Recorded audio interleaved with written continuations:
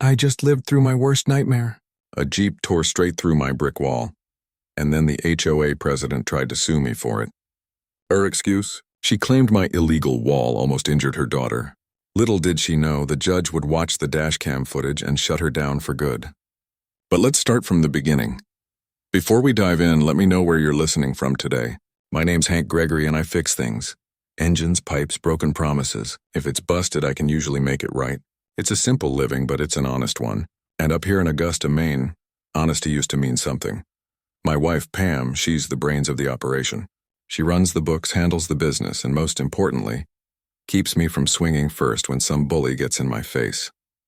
I've always had a short fuse when it comes to bullies. Pam calls it a character flaw. I call it being human. We had a good life. Small house, big yard, and our daughter Lily the heart of everything we do. That's why I built the wall. It wasn't some fortress or spite fence. It was a simple 3-foot-high brick wall along the front of our yard. A safety line. A boundary that kept Lily's play area separate from the street. I built it myself, brick by brick. Pulled the permits, got the inspections, did everything by the book. It stood solid and straight, a little monument to doing things the right way. And for 2 years it did its job perfectly, until that Saturday morning.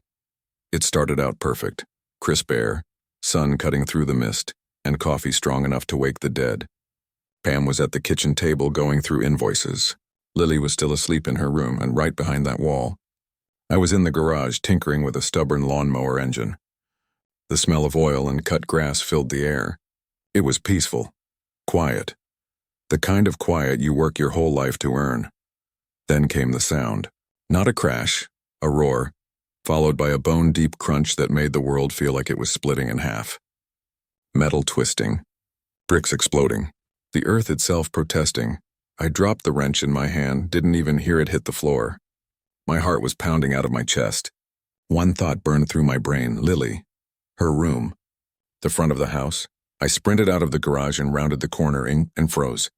A silver Jeep Wrangler sat buried nose first in my yard. It had plowed through my brick wall, throwing red dust and shattered pieces everywhere. The engine was still running, whining in pain. But the worst part, the part that made my blood run cold, was where it stopped. The bumper of that 2-ton beast was less than 3 feet from Lily's window. That wall, my wall, had saved her life. A little more gas, a little less brick, and my world would have ended right there. My legs went weak. I couldn't move. Pam appeared beside me, gasping, hand over her mouth. We just stood there, staring at the wreckage. The lawn torn up, the flower beds gone, my wall reduced to rubble. Then the Jeep's door creaked open. A girl, maybe 17, stumbled out, pale, shaking, phone in hand. She looked around, then wailed into it. "Mom, it's totaled! The whole front end is smashed." Not "I almost hit a child," not "Is everyone okay?" Just "My car is ruined." That's when the anger hit, hot, sharp, and blinding. I took a step forward, fists clenched, but Pam grabbed my arm. Her grip was like iron. "Not yet," she whispered. "Wait." I didn't know what we were waiting for until I saw her. Marching down the street in a pink bathrobe and slippers came Karen Tillman, our HOA president. A woman who somehow made misery look like a full-time job. She wasn't coming to help. She had her phone out, camera rolling, live streaming. "You see this?" she screeched. This is exactly what I warned everyone about. An illegal wall, a hazard to the community. Her daughter, the one who'd been behind the wheel, looked at her confused and scared. But Karen ignored her. She was too busy performing. This man, Hank Gregory, built this dangerous, unpermitted structure. My poor baby could have been killed. I just stood there, stunned. The sheer audacity of it, blaming me, blaming the wall that had just saved her daughter's life. My blood was boiling, but Pam squeezed my arm again. "Let her talk," she murmured. Pam had her phone out now too, recording every word. Let her dig her own hole. So we stood there, surrounded by wreckage, listening to Karen spin her lies for the internet. Now you've got to understand. This wasn't my first run-in with Karen Tillman. She'd been HOA president for 5 long years, a reign of terror built on fake authority and made-up bylaws. The kind of person who'd measure your grass with a ruler, then leave a violation notice with a smiley face drawn on it. We'd clashed before. First, the mailbox incident of 2021, where she claimed mine was half an inch too close to the curb. She couldn't even find the rule she quoted. She hated being wrong, especially when it was me proving it, and the wall, that was her masterpiece. From the moment I marked the property line, she was on me. "You can't build that here," she'd snapped, arms crossed. "It's against the covenants." "Actually, Karen, it's not," I said calmly.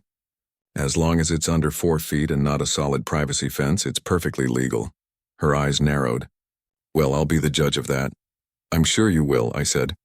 "That's why I already submitted the plans for review." I had. Sent certified mail, receipt and all. 2 weeks later, no objections. Legally cleared, but that didn't stop her. The day I broke ground, she called code enforcement. The inspector came, saw my permit and left, after giving Karen a look that said, "You've got to be kidding me." Next, she called the cops, claiming my cement mixer was a public nuisance. It was 10 a.m. Perfectly legal. They checked and left too. I did everything by the book because I knew exactly who was watching. The foundation was to code. The rebar spaced right. Mortar mixed perfectly. City Inspector Dave signed off twice, mid-project and final. Green tags, approval, done. And I kept every document, every photo. Not for memories, but for protection. Because I knew one day Karen would try something. I just didn't think she'd use her daughter's crash to do it. Standing there that morning, watching her spin her lies into a live stream, I realized this was more than an accident. It was war. Police cited Brittany for inattentive driving at 9:47 a.m. that evening. Karen filed a formal complaint blaming my illegal wall. I watched her gesture toward the rubble, then point at my house and finally at me. Pam kept recording, her face calm but her eyes blazing with fury. "Get Lily," she whispered. "Take her to the back." "I'll handle this." I nodded, my anger shifting into something colder. Resolve. Inside, Lily stood in her doorway, wide-eyed, clutching her stuffed bear. "Daddy, what was that loud noise?" she asked, her voice trembling. I lifted her into my arms and held her tight. "Just a careless driver, sweetheart," I said softly. "But my wall kept you safe." We sat on the back porch, away from the flashing lights and Karen's shrill voice. Lily's small head rested on my shoulder as I looked down at my hands, calloused, stained with grease. The hands of a builder, a protector, and in that moment I made a promise. Karen Tillman had just declared war on my family. She tried to twist my work, my care, into a weapon against me. She picked the wrong man to fight. I was going to fix this. I was going to tear down her lies until nothing remained but the truth. The police took our statements, photographed the scene, and called for a tow truck. Brittany's Jeep was dragged from my yard, leaking oil and leaving a scar of destruction behind. Karen gave one last smug smirk before disappearing into her house. The silence that followed felt heavy. Pam and I stood there, staring at the damage. "She's not going to let this go," Pam said finally. "I know," I replied, eyes fixed on the gap where my wall had stood. "Neither am I." The battle lines were drawn right there on our lawn, and we had no idea the first real shot was already on its way. A tense week passed. We patched the hole in the wall with plywood, a rough reminder of what had happened. Every time I pulled into the driveway, I saw it, and the anger boiled in my gut. Karen stayed unusually quiet. Too quiet. She'd pass by with a smug little grin, like a cat that had just eaten the canary. Pam and I spent that week preparing. We printed copies of the building permit, inspection reports, and the photos I'd taken during construction. Pam downloaded her phone footage and the doorbell camera video onto a hard drive. We were building an arsenal of truth. That night, I noticed my camera box hanging open. I wanted to storm over there to confront her, but Pam stopped me. "No, Hank," she said firmly. "We don't talk to her. We don't engage. We wait and document. Let her make the next move." She was right. People like Karen feed on drama. The best way to beat them is to starve them of it. The next move came that Thursday afternoon. I was in the kitchen scrubbing a grease stain off my hands when I heard the mail slot clank shut. I picked up the pile of mail, bills, junk, and one large manila envelope. No return address, just a local legal postmark. My stomach dropped. I already knew. Inside was a thick stack of papers. The first page read, "Summons and complaint the plaintiff, Brittany Tillman. The defendant, Hank Gregory. The amount, $25,000 for damages, pain, and suffering caused by my illegal wall." I read it again and again, refusing to believe it. They were suing me. Her daughter, who crashed into my property and nearly hit my child's bedroom, was suing me. The lawsuit was a fantasy. It claimed my wall was unpermitted and dangerous, that it blocked their view and exploded into shrapnel, damaging their Jeep and traumatizing Brittany. Lies. Every single word. A wave of dizziness hit me. This was real. This wasn't another complaint or argument, this was the legal system. Pam walked in, saw my face, and froze. "It's here, isn't it?" she asked quietly. I handed her the papers. She read them silently, her expression hardening with each line. When she finished, she set them down with a quiet thud. "She wants a war," Pam said coldly. "She's got one." That night we didn't sleep. We sat at the kitchen table with the lawsuit lying between us like a coiled snake. $25,000, our entire savings. Lily's college fund. Our future. Karen wasn't just trying to win. She wanted to destroy us. "What do we do, Pam?" I asked, my voice low. "Do we just pay it?" Pam reached across the table and took my hand. Her grip was steady, her eyes fierce. "No, Hank, we don't give in to bullies ever." She pulled out the folder of evidence, the permits, photos, and videos. "This isn't about money," she said. "This is about right and wrong. She's lying and we can prove it." The next morning, Pam was on the phone before I even had coffee. She got a referral for a lawyer named Ben Carter. A property attorney, our friend said, eats HOAs for breakfast. My kind of guy. Walking into Ben's office felt surreal. Polished wood, leather chairs and walls lined with books. He wasn't the slick lawyer type. He was about my age, sleeves rolled up, handshake firm. We told him everything. Karen's history, the wall, the crash, and the lawsuit. He reviewed every page of our file, then watched both videos. When he finished, he leaned back, a slow grin spreading across his face. "This," he said, "is one of the most ridiculous lawsuits I've ever seen, and I've seen plenty. Relief hit me like air after drowning. So we can fight it?" I asked. Ben chuckled. "Fight it? Mr. Gregory, we're going to dismantle it. We'll make Karen Tillman regret the day she picked this fight." His plan was clear. We'd file a full denial of their claims, then move for summary judgment, arguing the case was so weak it shouldn't even go to trial. And on top of that, we'd countersue for repair costs and legal fees. For the first time in weeks, I felt lighter. The dread was gone, replaced by determination. The fight was on. Ben's first order of business was gathering evidence, what he called the discovery phase. For me, that was just Tuesday. I'd been collecting proof since day one. Pam, ever organized, built a shared folder on our cloud drive she called the Karen Tillman War Room. We uploaded everything: permits, reports, photos. Our fortress of facts was ready. The inspection card had 2 beautiful green stickers, one for the foundation, one for the final structure, each signed by Dave, the city inspector. I even had the original architectural drawings I'd submitted, showing every dimension and material, all perfectly within city code and HOA bylaws. We scanned everything in high resolution. Each document was a brick in our own wall, a wall of truth. Next came the photos. I'd taken dozens during construction, trenches dug deep below the frost line, the rebar grid laid out before the concrete pour, and close-ups of the drainage weep holes. It was a complete visual record that proved this wall wasn't just up to code. It was built to exceed it. I built it strong. I built it to protect my family. Pam added her part, sightline photos.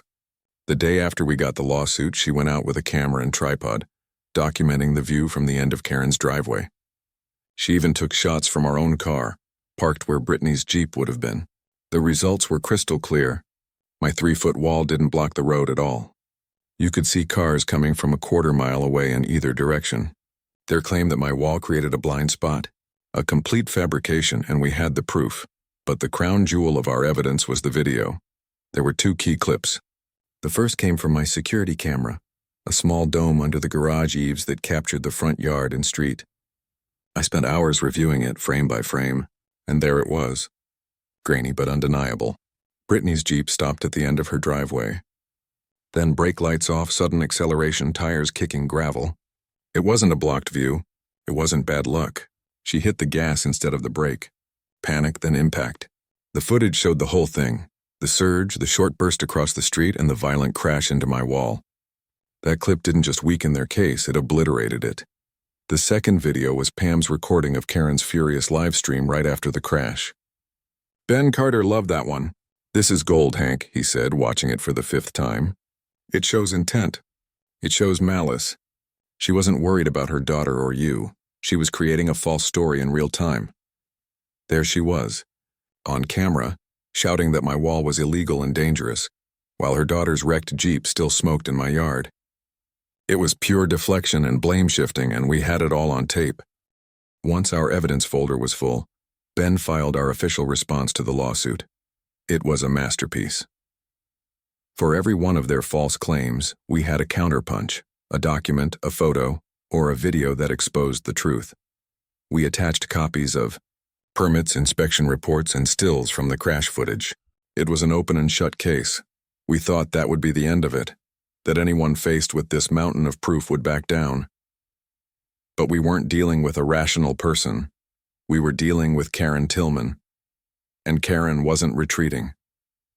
She was doubling down. Her next move came through her favorite weapon, the HOA.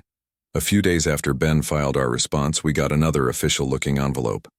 This one wasn't from a law firm. It was from the Architectural Control Committee of the Oak Meadows Homeowners Association. It was a notice of violation. It claimed that my temporary plywood patch on the wall was an unapproved modification and an eyesore. They gave me 7 days to remove it and restore the wall to its original approved state. The same wall her daughter had just destroyed. The fine for noncompliance? $100 a day. It was so absurd I actually laughed. "She's fining us for damage her own kid caused," I said to Pam, shaking my head. "This is harassment," Pam said tightly. "Pure and simple."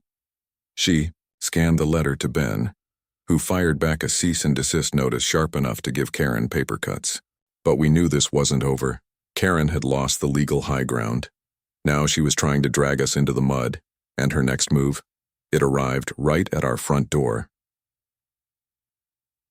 The knock came on a Tuesday morning. I was elbow deep in an old generator, wrestling a stubborn bolt, when the doorbell rang. I wiped my hands on a rag and answered it, expecting a package. Instead, a short, stocky man stood there with a clipboard and an air of authority far bigger than he was. He wore a cheap polo with a stitched logo that read, "Community Standards Inspector."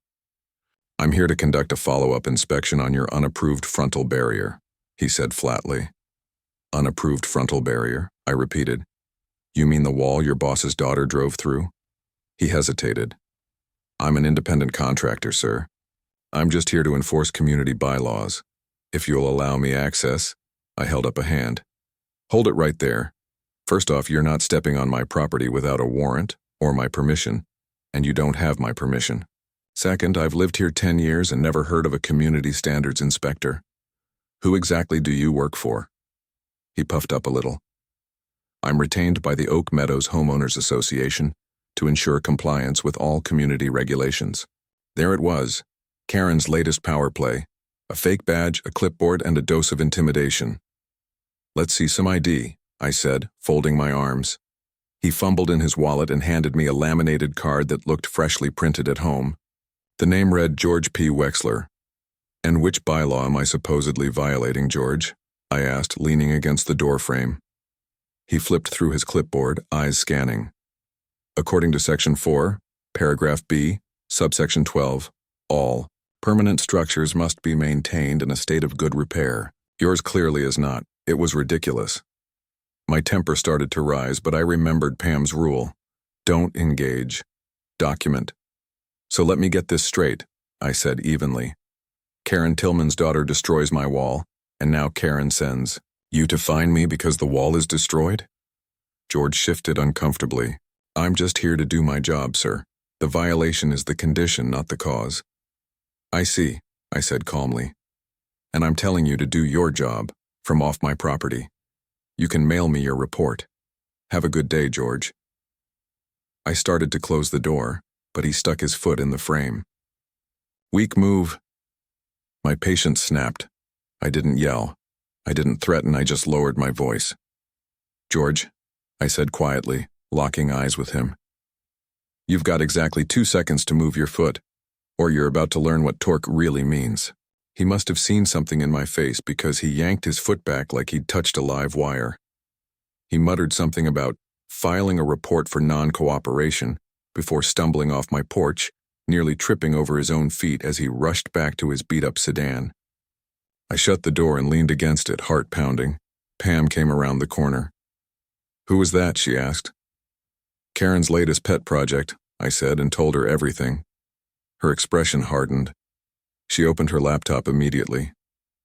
"George P. Wexler, Community Standards Inspector," she read aloud while typing. Nothing. "Let's check the city's business registry." Still nothing. Then she tried the state licensing board. Again, nothing.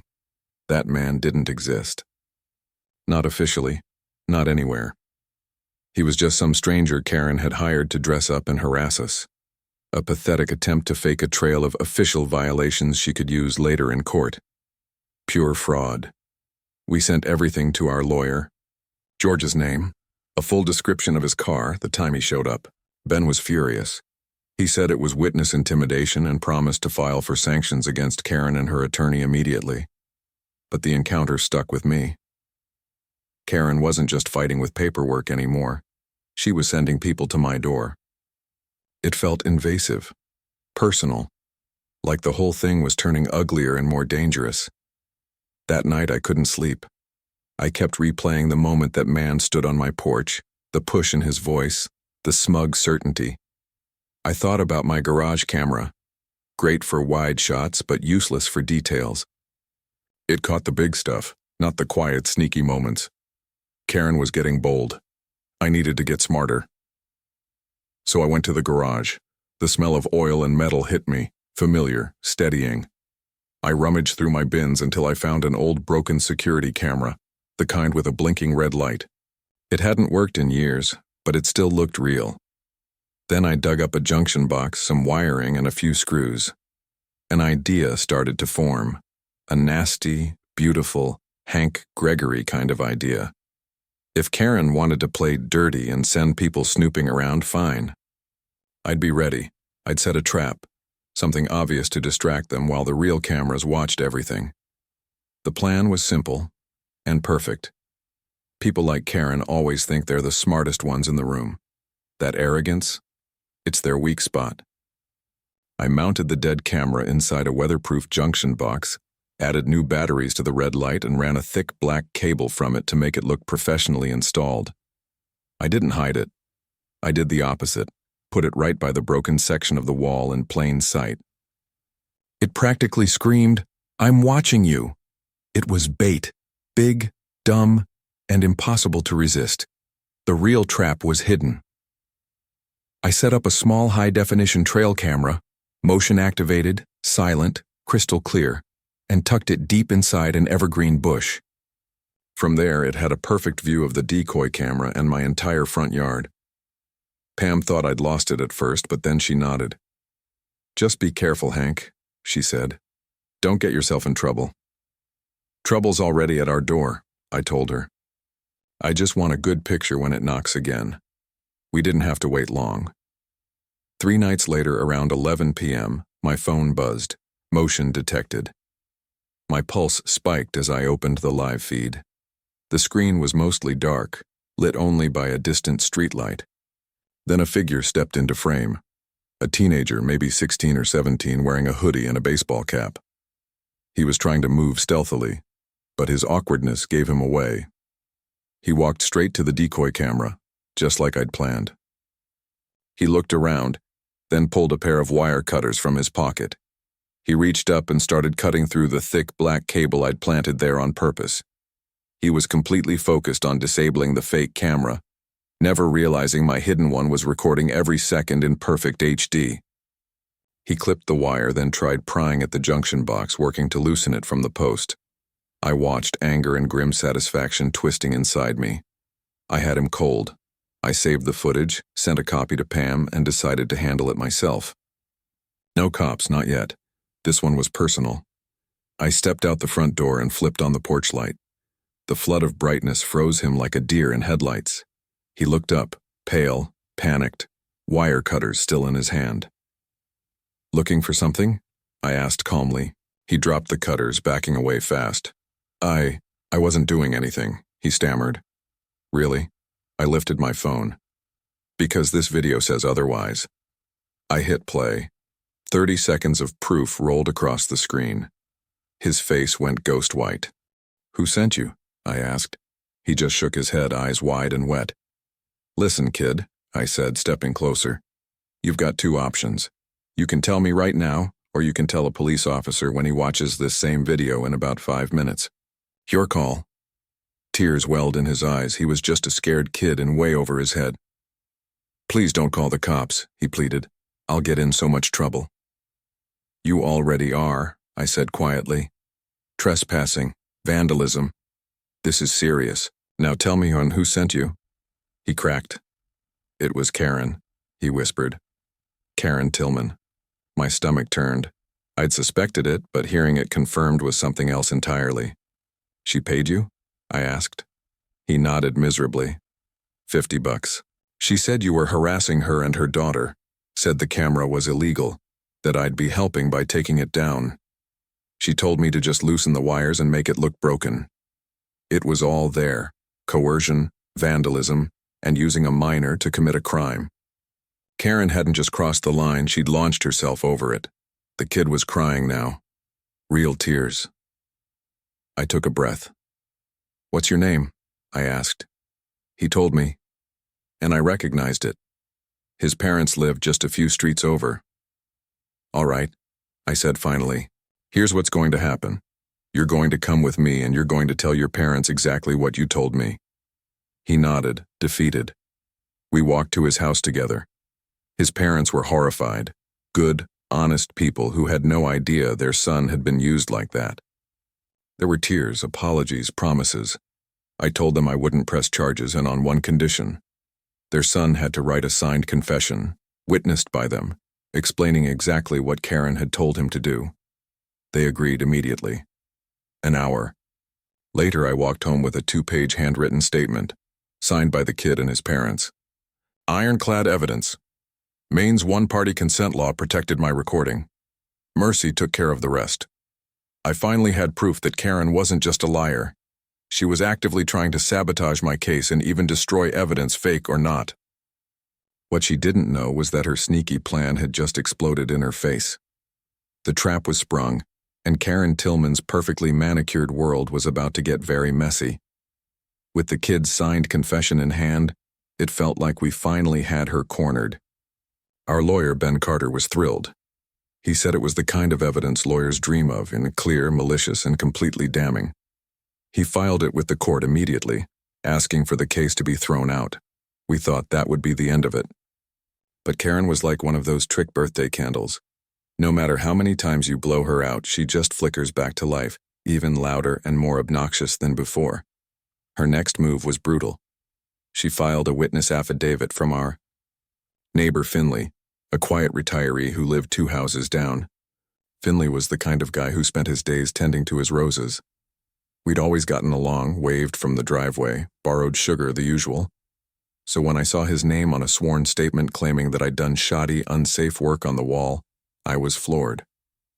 He said he'd seen me cutting corners and bragging about using cheap materials. It was total fiction, a character attack meant to destroy everything we'd proven. Finley? I said to Pam, holding the paper in disbelief. Why would Finley lie like this? Pam's expression darkened. Because Karen got to him. She either bullied him or paid him off. He's a widower on a fixed income. It wouldn't take much. That made my blood boil. Karen preying on an old man just to win. This was a new low, even for her. But how do you fight a sworn statement? It was his word against mine. Ben told us not to panic. People who lie under pressure always slip up, he said. They memorize a script, but they don't know the story. We just need to get him off script. So the plan was simple. I'd go talk to Finley. Not to accuse him, just to chat. Meanwhile, Pam would stay nearby with her phone recording. Maine allows one-party consent, and since I'd be part of the conversation, it was completely legal. The next afternoon, I saw Finley out trimming his roses. I took a deep breath and walked over, trying to look casual. Pam sat on our porch pretending to read, her phone already recording. "Hey, Finley," I said, leaning on the fence. "Roses are looking great this year." He flinched. He hadn't noticed me. "Oh, thanks, Hank. Just trying to keep them healthy." "Yeah, I get that," I said. "Takes a lot of work to build something that lasts."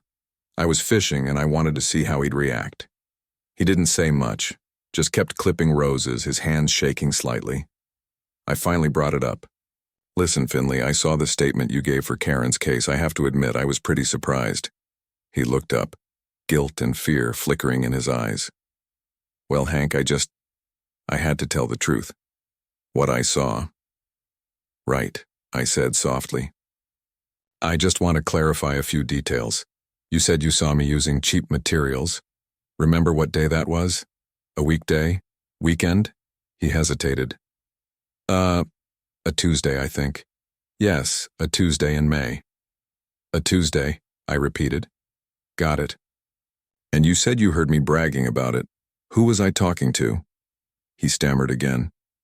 "You were on the phone." "Yeah, talking loud on the phone." It was a bad lie, and he was even worse at telling it. I never take phone calls when I'm working, and Pam had the phone records to prove it. But I didn't even need them. I already had his own words. Pam, listening through her earbuds, made a genius move. She got up and walked over, phone in hand. "Oh, Hank, sorry to interrupt," she said sweetly. "I was just listening to this audio from the day of the crash. It's so loud. Maybe you can hear it too, Finley." She pressed play. You could hear the screech of tires, the crunch of the impact, and then a man's voice yelling from off camera. "Whoa! Did you see that? She came flying out of there, never even looked." Finley froze. His face went pale. He recognized the voice. It was his. In the chaos of that day, he'd shouted the truth without thinking. He'd seen everything, and his first reaction had been to blame Brittany. Not my wall. The truth had slipped out, caught forever on our security camera's audio. Pam stopped the playback and looked him dead in the eye. "Roses don't lie, Finley, and neither do hot mics. Funny how your story changed, isn't it?" Finley looked like he might be sick. Finley just stood there speechless. His garden shears hung loosely in his hand, his face pale as chalk. He knew he was caught. We had him on audio, his own voice contradicting the sworn statement he'd filed with the court. Perjury. I have to go," he muttered, before stumbling back toward his house. The screen door slammed shut behind him. We didn't need to say another word. We had everything. His nervous lies, his coached answers, and his real voice speaking the truth. We sent the new audio to Ben. His reply came within minutes. Game, set, and match. Karen's star witness had just become our strongest piece of evidence against her. She was running out of pawns to play, but just when we thought she was out of moves, she revealed one last card, a secret about the day of the crash that would change everything. The case had become a chain reaction of lies, and we were knocking them down one by one. First the fake inspector, then the vandal, now the coached witness. Every time Karen tried to build a wall of deception, we smashed through it with the truth. Still, something didn't add up. Why had Brittany Tillman, a 17-year-old with a brand new Jeep, panicked and slammed on the gas pedal? It didn't feel like a simple driving mistake. The answer came from an unexpected source. Our daughter, Lily. She was in middle school, and like most kids her age, she was plugged into the local gossip network, texts, group chats, and social media posts that travel faster than light. One evening she came to us looking uneasy. "Dad," she said quietly, "some of my friends are talking about Brittany Tillman, about the crash." Pam and I exchanged a look. "What are they saying, sweetheart?" Pam asked. "They said she was at a party the night before," Lily said. "A party at her house." She hesitated. "And there was drinking." My stomach dropped. Underage drinking. If Brittany had been drinking the night before, she could have still been impaired the next morning. That would explain the panic, the reckless reaction, everything. "Do your friends have any proof?" I asked carefully. Lily nodded and pulled out her phone. Someone sent me a screenshot. It's from a group chat Brittany's in. She handed me the phone. The message thread was time-stamped, about an hour before the crash. Brittany's friend had texted, "OMG, are you okay? I heard about your Jeep." Brittany's reply made my blood run cold. "I'm fine. Totally not my fault. My mom says we'll just blame the neighbor's stupid wall. I shouldn't have had so much wine last night. My head is pounding." There it was. A confession. Proof that she'd been drinking, and worse, that the plan to blame my wall wasn't some spur-of-the-moment excuse. It was deliberate. This wasn't just a bad lawsuit anymore. It was fraud. Pam grabbed her phone and took a screenshot of Lily's screen. Her hands were shaking, but her voice was steady. "This is it, Hank," she whispered. "This is the motive. They're not just after money. They're hiding the fact that Brittany might have been driving under the influence." She was right. A DUI would destroy Brittany's spotless record and could ruin her college chances. The lawsuit wasn't about damages. It was a cover-up. We sent the screenshot to Ben immediately. Less than a minute later, he called. His voice buzzed with energy. "Do you realize what you've just found?" he said. "This destroys their case completely. It proves intent to deceive, the final nail in the coffin." He explained that with this evidence, he could move to have the case dismissed and push for sanctions against Karen and her lawyer for filing a fraudulent claim. Courts do not take kindly to being used to hide potential crimes. The next few days were a blur. Ben filed the evidence, and Karen's lawyer, who clearly hadn't known about the drinking, scrambled to suppress the messages. A hearing was scheduled. It finally felt like we were nearing the end game. What still amazed me was Karen's nerve. She was so obsessed with protecting her family's perfect image that she was willing to destroy ours to do it. She'd rather drag us through court than face the truth about her daughter's recklessness. She wasn't just a bully. She was a coward, and she'd raised her daughter to follow in her footsteps. The night before the hearing, I couldn't sit still. I paced the living room, my thoughts racing. We had everything. The permits, the video, the confessions, the recordings, the texts. Our case was airtight, but I'd seen enough to know that sometimes the truth alone isn't enough. Sometimes a skilled liar can twist even the clearest facts. Pam came up behind me and placed a calming hand on my shoulder. "It's going to be okay, Hank," she said softly. "We have the truth on our side and the better lawyer." I looked at her, and my partner, my anchor through all of this. She hadn't flinched once. "I know," I said quietly. "I just hate that it came to this. I just wanted to build a wall to keep our daughter safe." Pam smiled, her eyes steady. "You did. And now we're building another one, a wall made of truth. And tomorrow Karen Tillman is going to run right into it." Her words grounded me. She was right. We'd laid every brick carefully. Our case, just like my wall, was built to last. We just needed one more thing to seal the deal. And it was about to come from the last person we ever expected to see again.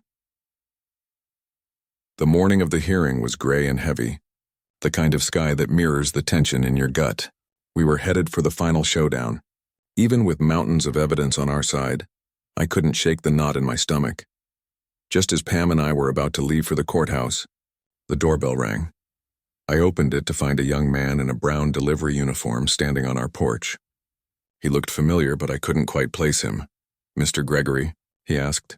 "Yeah," I said cautiously. "My name's Mike. I'm a delivery driver. I was here on the day of the accident." I saw the whole thing. It hit me. He was the driver of the brown truck caught on my security footage, the one that passed by seconds before the crash. I didn't know if this would help," he continued, looking nervous. "But my truck has a dash cam. It records everything. When I heard about the lawsuit, I figured you should have this." He handed me a small USB flash drive. "It shows everything. Clear as day. I gotta get back to my route. Good luck." "Sir." And just like that, he turned and walked away, leaving me standing there holding what might be the final key to everything. I called out for Pam. We ran to the laptop and plugged it in. The video loaded instantly, crisp, high-definition footage from the truck's dash cam. The camera's wide-angle view showed our entire street, Finley in his yard, our home, the wall, and Karen's driveway. As the truck rolled past, the silver Jeep came into frame, sitting perfectly still at the end of the Tillman driveway. The driver's view of the road was completely clear. My wall wasn't blocking anything. Then just before the crash, the camera caught the driver's face for a split second. It was Brittany Tillman. She wasn't looking at the road. She was looking down at her phone. Seconds later, the Jeep jerked forward, hard. The tires screeched as it shot across the street, slamming into my wall. The impact clouded the air with brick dust. Every moment was captured in flawless detail. She hadn't been blinded. She hadn't been cautious. She'd been texting. It was the final, irrefutable piece of the puzzle. We called Ben immediately. When we told him what we had, his voice jumped with urgency.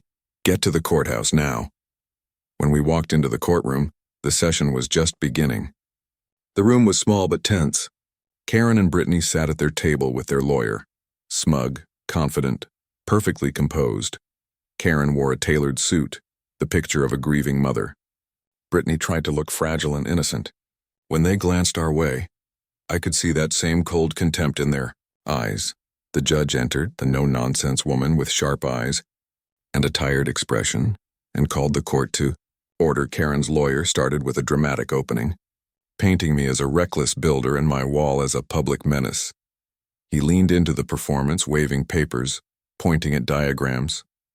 Brittany even managed a few trembling tears as he claimed my illegal construction caused her trauma.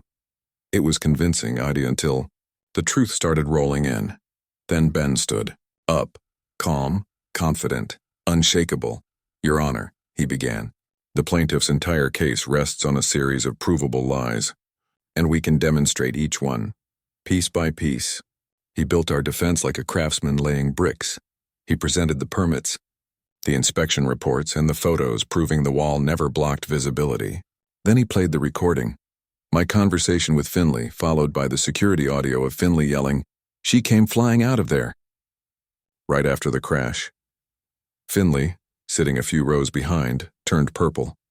Next came the vandal's signed confession, proof that Karen had even staged false evidence. Karen's lawyer tried to object, but the judge shut him down with a single raised hand.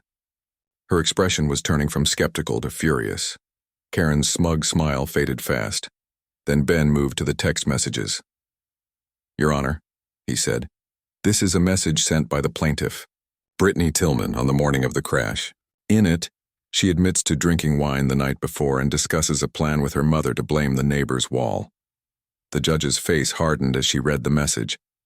When she looked up at Karen and Brittany, the disgust in her eyes could have cut glass. Ben wasn't done. "And finally, Your Honor, one last piece of evidence received just this morning."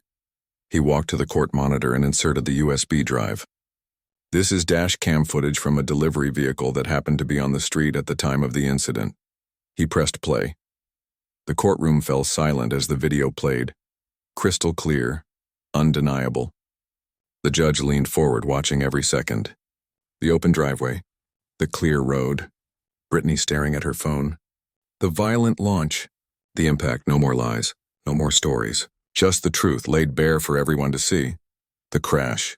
It was undeniable, the truth laid bare. Raw, unfiltered, and impossible to twist. When the video ended, the courtroom fell silent. The judge slowly removed her glasses and rubbed her eyes. She turned toward Karen's lawyer, her voice dangerously calm. "Do you have anything to say in response to this?" The man looked pale, hands trembling as he stammered, "No, Your Honor." The judge's tone hardened. "This is one of the most blatant, malicious, and fraudulent cases I've ever seen in my courtroom. You've wasted this court's time, slandered an innocent man, and tried to use the legal system to hide your own daughter's reckless behavior." Her gavel pointed like a weapon. "I'm dismissing this case with prejudice, which means you can never file it again. Furthermore, I'm ordering you to pay all of Mr. Gregory's legal fees and the full cost of repairing his property. And I am referring this entire matter to the district attorney for possible charges of perjury, false reporting, and insurance fraud." Karen let out a faint squeak. Brittany burst into tears. Then crack. The gavel came down. Case dismissed. It was over. We hadn't just defended ourselves, we'd triumphed. The truth, backed by hard evidence, had crushed their wall of lies into dust. Walking out of that courthouse felt like stepping out of a storm into sunlight. The weight I'd carried for months, gone. Pam squeezed my hand as we stood on the courthouse steps, breathing in clean air while the city moved around us. The legal fight was done, but peace of mind would take time. A few weeks later, the insurance check arrived. Karen's insurer paid for Ben's legal fees and the full wall repair. Then came word. The DA had officially opened a case. Charges followed soon after. News spread fast. Karen's reign as the self-appointed HOA queen ended with one hard fall. At the next meeting, she was voted out in a landslide. Turns out people don't admire bullies who use bylaws like brass knuckles. That's when I made my move. I hate bullies, but I love fixing things, and our street was broken down the middle. So I ran for the HOA board and I won. My first order of business was simple, a new safety rule. If your bushes, fences, or hardscapes block your driveway view, you install a convex mirror. Cheap, smart, prevents another Jeep meets brick situation. It passed without a single objection. With the insurance money, I rebuilt the wall stronger than before. Thicker mortar, more rebar, flat stone caps sturdy enough to sit on. Neighbors I barely knew showed up with lemonade, shovels, and shy apologies. We laid bricks together, and somewhere in that work, the anger bled out. The new wall didn't just look solid, it felt like a promise kept. Then came the final touch. Petty, maybe, but perfect. That new safety rule applied to anyone with an obscured view. Guess whose fancy hedges counted? Right, Karen Tillman.